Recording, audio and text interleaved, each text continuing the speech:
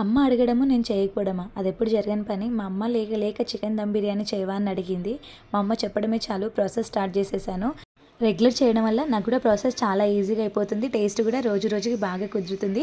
1 KG చికెన్లోకి ధనియాల పొడి, జీలకర్ర పొడి, గరం మసాలా, బిర్యానీ మసాలా, కారం, పసుపు, ఫ్రెష్గా దంచుకున్న అల్లం వెల్లుల్లి పేస్టు, రా మసాలా వేసుకొని పెరుగు, ఒక చెక్క నిమ్మరసం వేసుకొని బాగా కలిపి పక్కన పెట్టుకున్నాను.